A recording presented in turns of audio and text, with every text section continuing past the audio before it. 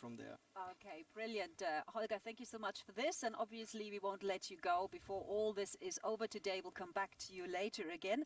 But I would like to turn now to the other team that's sharing the room with you. And there we should very soon see Katrin Altweg. She is the principal investigator of the Rosetta instrument, and that is receiving data from Rosetta right now as we speak. I mean, 7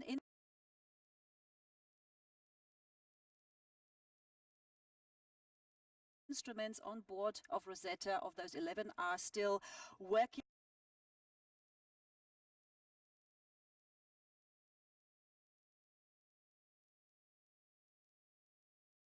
Very, very busy. And if we remember, the Rosetta instrument brought a breakthrough in science in deciphering the chemical composition of the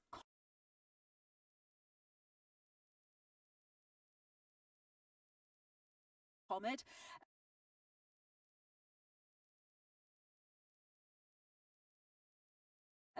Katrin Altweg is from the University in Bern, and hopefully she can hear me now, and hopefully she can tell us a bit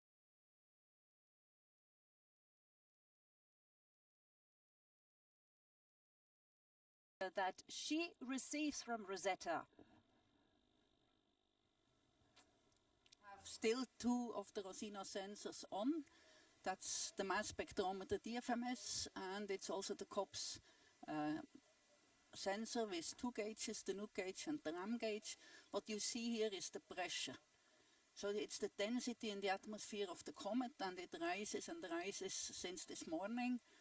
We are still at not very high pressures. I expect it to rise by another factor 2 before we land. From these curves, we will really get a cut through the whole atmosphere of the comet. We will understand how dust is accelerated. We will see all the regions which were postulated by the modelers, and then constrain their models with these last measurements. And I think it's a unique opportunity to do that. Wow. Katrin Altweg, thank you so much. Unique opportunity indeed. Actually, let's sum this up. I mean, this part of the mission, the fact that Rosetta is landing on the comet, that was never really planned. That was never envisaged in the first place. It was a decision by the scientists in the end, wanting to make the best use of those wonderful instruments on board, instruments like the Osiris camera or Rosetta, as the Rosetta spacecraft gets so close to the comet, a risk that one could not have taken earlier.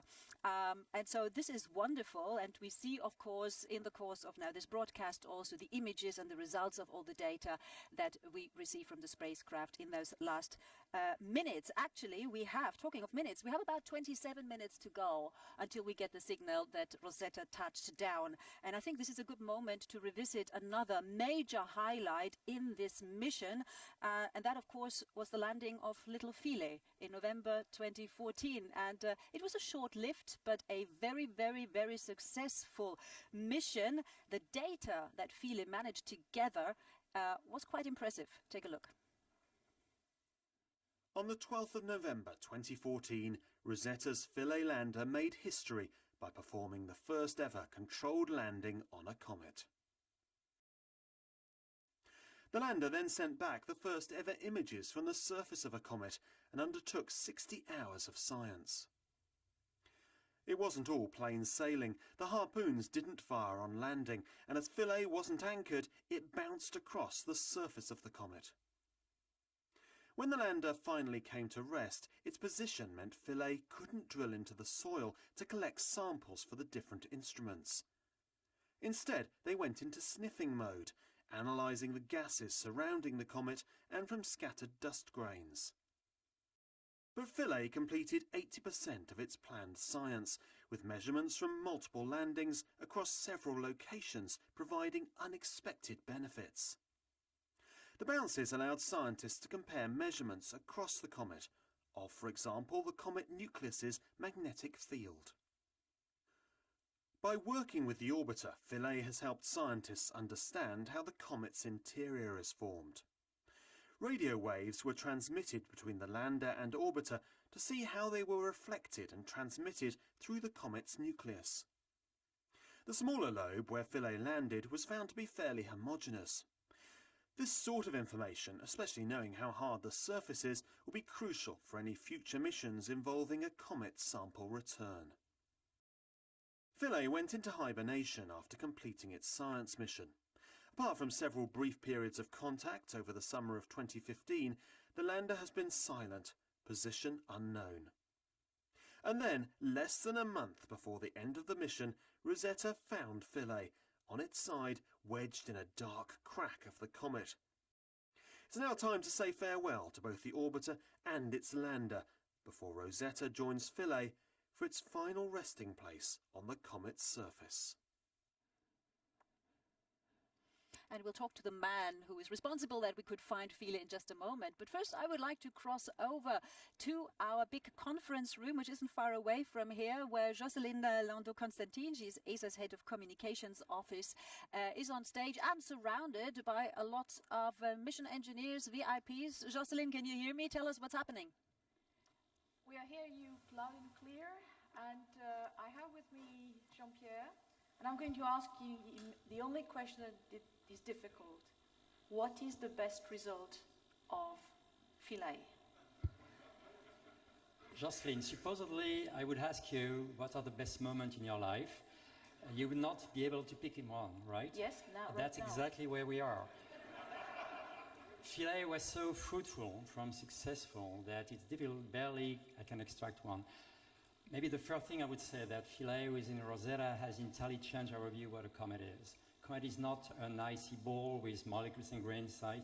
Comet have been built with a matrix of organic matter formed during the collapse of the cloud through a chemistry which is so important and complex that probably you have all the ingredients in this comet that we see on our images that when immersed in the oceans probably led life to emerge.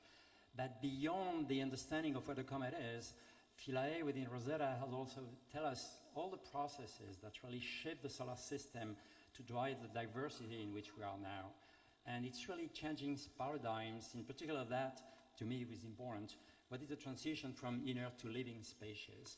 And these change a lot of things from habitability, for example, and that paved the route for the new missions we are in now. The exploration of Mars, the small bodies, Europa, Ganymede, exoplanets.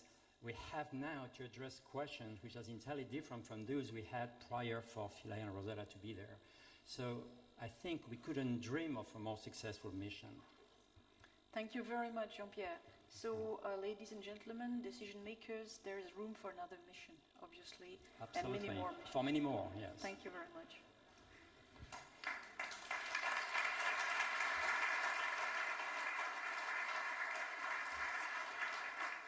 We are going to go back to the control room.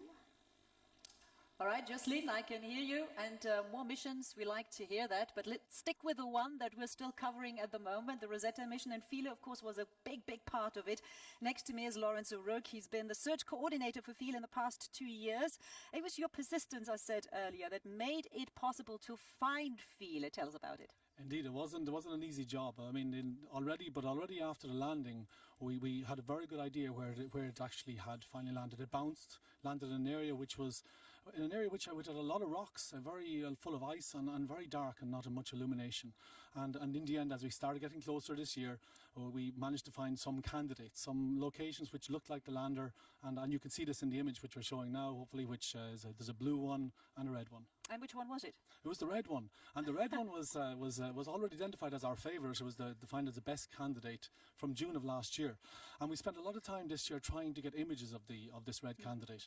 But the problem is it's been between a rock and a hard place. It's got a cliff on one side, it's got an angled rock on the other side. Part of the rock, the highest point, is the height of a 20-story building. You're trying to look over this to try to get the lander. And in May and June, we managed to acquire some images to see the light shining in the darkness. We got something which certainly gave us confidence. We had the lander, but also a lot of ice in the area, and we needed to get a really good image to confirm it. And the confirmation came on September the 2nd, not that long ago. Absolutely, and what a beautiful image it is. Yeah. It's so rewarding for the team. It was a big team across many projects, across the Rosetta project, but across many teams, and it was so great. But what's important is the fact we found it. We found it, and it gives context. It gives local context for the science the fabulous science produced by Philae. We're delighted, and it's really great to have found it before the end of the mission. I just wanted to say, Lawrence Arup, thank you so much to you and your team that you did find Philae. Made us all very happy. Thank you. Well, talking of images, we just saw great images. Of course, this is the moment where we want to go back to Holger Sirks, who has his series camera, the eye of the camera on the comet as Rosetta is approaching it fast. Holger, what's the exact altitude now? How do we know that? Well, we are already at about 1,000 meters, so closer than ever before. So we haven't processed those images yet, so they will come in a very few minutes. So what we have built up here is a mosaic of the marred raster with the narrow angle camera. So don't wonder about the resolution. You see the 5x4 images put together not nicely, just as it came down. So you see one pit over here, the deep pit over there, and the expected landing site over there. So we've got all those imageries and all those images at high res down, and we will do a better job in stitching them. So if we now looked into the detail of the pit D, with the slightly slewing spacecraft to the best resolution of the narrow angle camera, this is what you see on the ground of that pit. Okay. So the ground, the side, the wall, lots of stuff that just fell off, broke off cliff.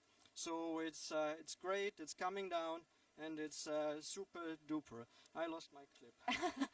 That's why you can't hear me, So Holger. I can't hear you anymore. That's why you can't hear me. Then I'm not going to ask you the next question. I'll ask you the next time when we go over there. And I'm staying now with the gentleman who is right next to me now in the main control room. Of course, we know him, Mark McCaughrean, the ESA Senior Science Advisor to the Director of Science. And we've always been wondering throughout those years why Rosetta, why this mission has managed to get such a huge following in the media and in the general public. Why do you think that is?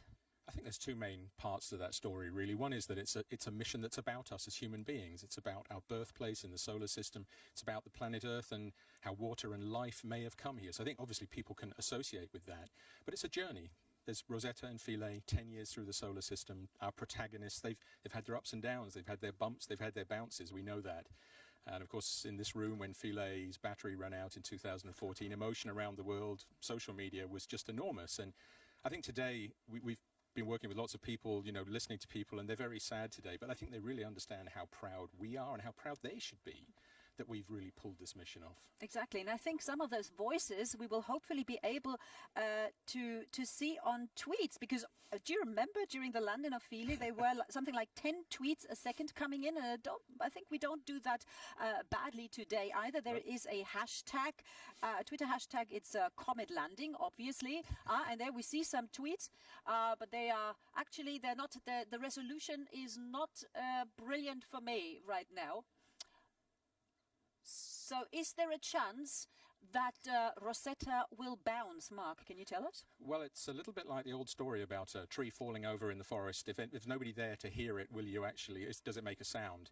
It may well bounce. You know, the predictions are it's a certain possibility, but we won't know. We won't know. Because we turn off when we touch the surface. Yeah. We may have the slightest information. But yes, it's a good possibility. I like to imagine it bounces towards Philae and then they are reunited again. It's got a long way to go for it to do that. But, you know, it's bigger. This is space. Anything can happen out there. Okay, Mark McCaughrean there. Thank you so much. Thank you.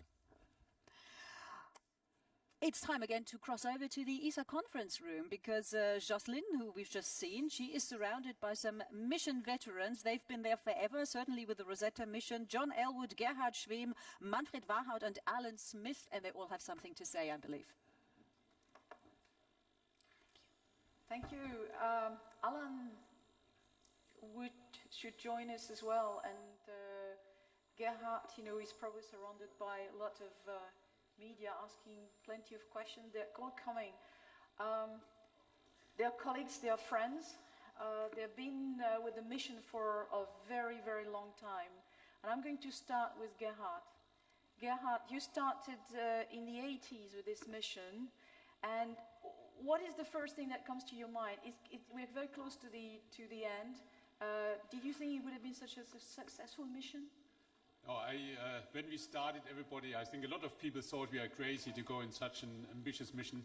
And for me today, I'm just proud that the project is coming to an end. And we were ambitious. I think we delivered what we wanted to do. We had high hopes. And today, I think we got out more of this mission than we ever thought. And it's a great day. And I think with all these happy scientists, we must have done the right thing. John, you were the project manager. Was it a piece of cake? Absolutely.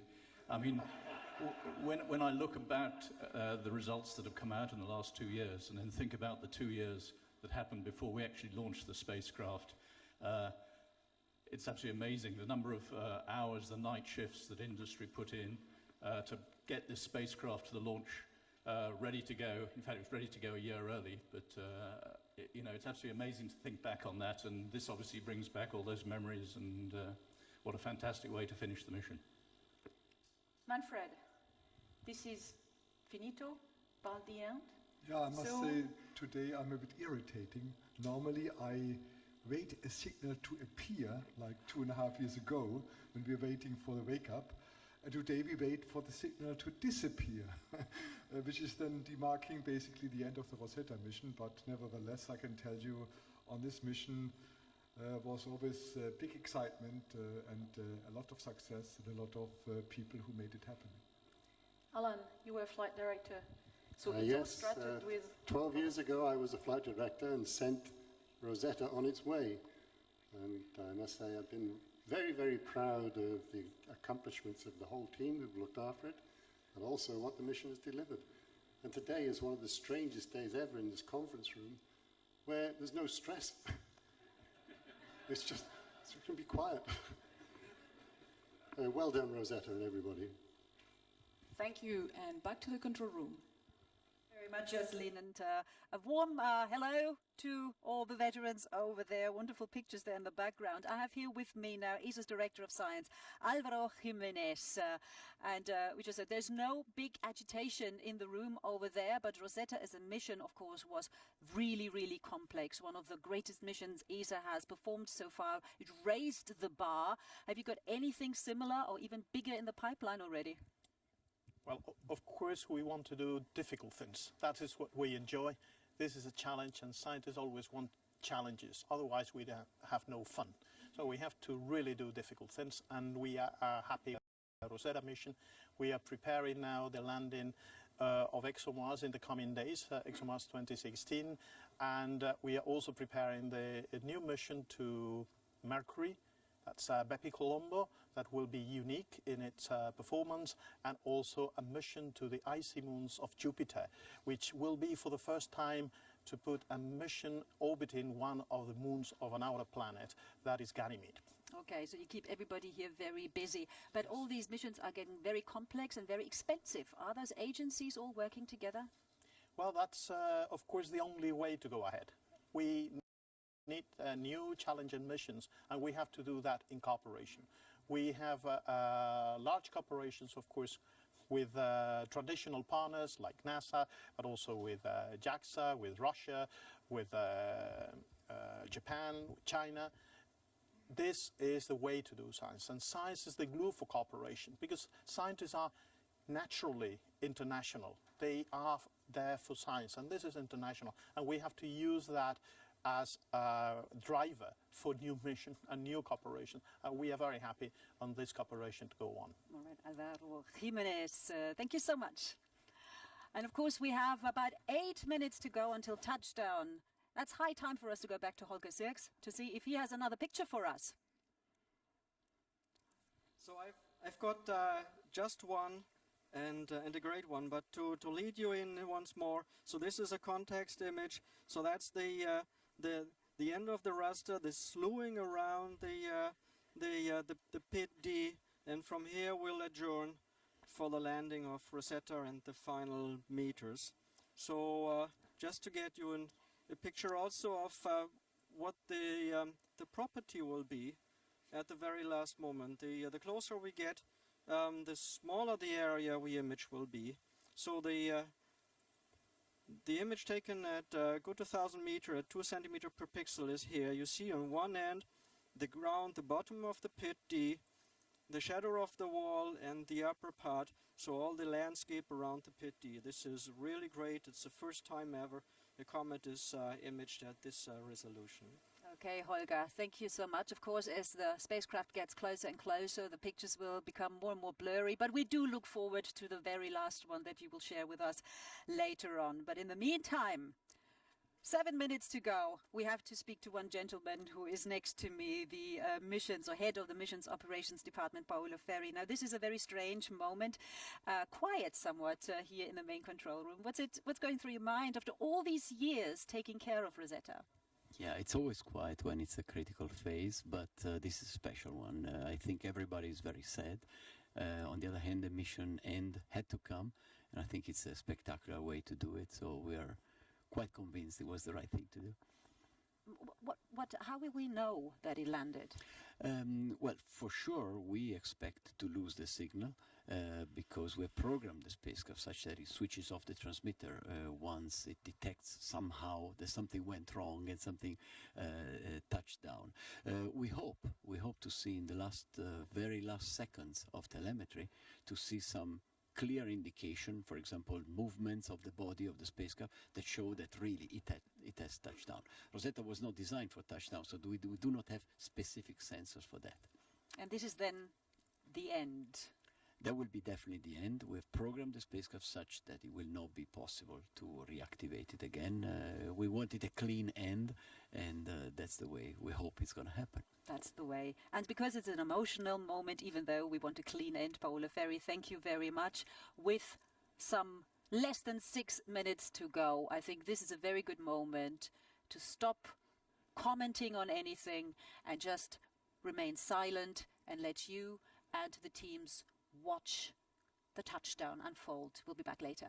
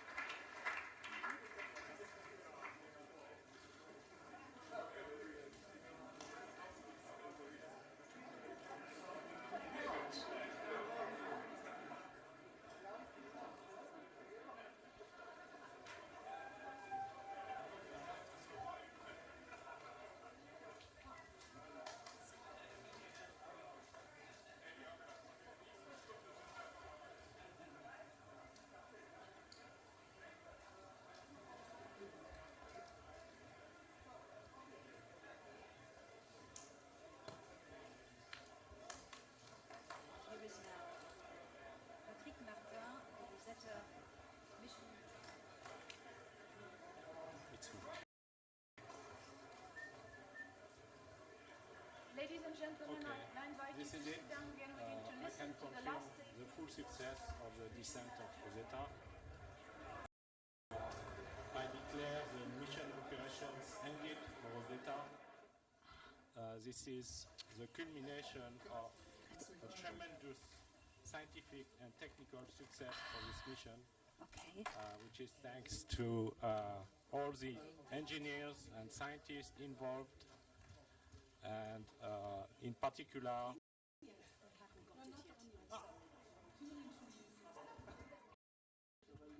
we do that now. Now we from Rosetta here with Martin. Hello, this is it. I can announce the full success of this history of Rosetta towards 67P, and I hereby the mission operations ended for Rosetta. This is a culmination of tremendous scientific and technical success for this mission, thanks to the involvement and the superb job of all scientists and engineers who contributed to build, design, and operate the spacecraft and its payload. In particular, I want to thank all the instrument team on board the orbiter and the lander, also the science operations team at ISAC, the flight controllers, the flight dynamics team here at ISOC, and of course our American partners. You know, flying to a comet and around a comet for over 2 years, as close as a few kilometers and more than 500 million kilometers from Earth, is a challenge.